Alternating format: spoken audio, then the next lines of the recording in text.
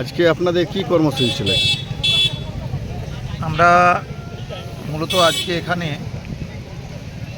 একত্রিত হয়েছিলাম যে বেশ কিছু সমাজসেবী মানুষকে নিয়ে একটা সংকল্প নামে আমরা একটি সামাজিক প্রতিষ্ঠানের উদ্বোধন করলাম